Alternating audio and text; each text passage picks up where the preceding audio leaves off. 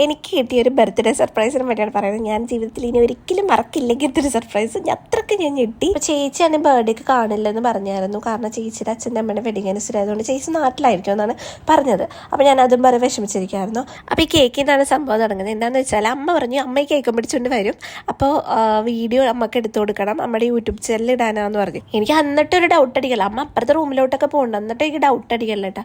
ഞാനാണെങ്കിൽ അവനെ video call ചെയ്തിരിക്കായിരുന്നു.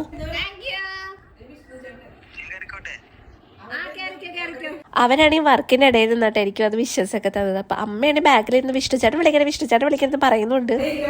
എന്താണ്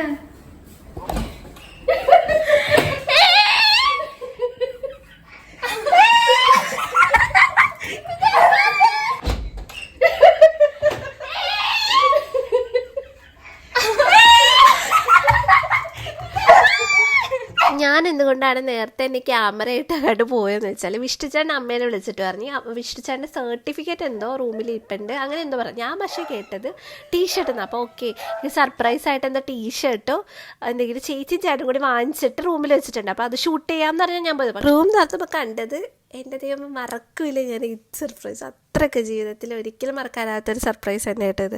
അപ്പോൾ ചേച്ചി എൻ്റെ അടുത്ത് പറഞ്ഞത് ഇനി നാട്ടിലേക്ക് ചേച്ചിയുടെ വീട്ടിലേക്ക് പോയി കഴിഞ്ഞിട്ട് 23rd വരത്തുള്ളൂ. അപ്പം ഞാൻ ഓക്കെ അപ്പോൾ എൻ്റെ ബർത്ത്ഡേ ഒക്കെ ഉണ്ടാവില്ലല്ലോ എന്ന് മനസ്സിലിങ്ങനെ വിചാരിച്ചിരിക്കുകയായിരുന്നു. അമ്മയുടെ അടുത്തും ചേട്ടൻ്റെ അടുത്തൊക്കെ പറയുമെന്ന് കണ്ടില്ലേ ചേച്ചി എൻ്റെ ബർത്ത്ഡേ ഒക്കെ വരില്ല അങ്ങനെ പറഞ്ഞുകൊണ്ട് തന്നെ ഇരിക്കുകയായിരുന്നു.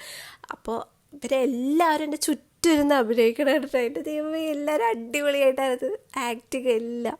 അത് നല്ലപോലെ എഫേർട്ട് ഇട്ടിട്ടുണ്ട് കേട്ടോ. ഇതിലെ ഡെക്കറേറ്റിങ്ങും എല്ലാം ചെയ്തേക്കണം. നിങ്ങൾക്ക് കണ്ടാൽ തന്നെ മനസ്സിലാവും നല്ല രീതിയിൽ ഒറ്റക്ക് ഇതെല്ലാം ചെയ്യുന്ന പറഞ്ഞാൽ അത്രയ്ക്ക് ചെറിയ കാര്യമല്ല.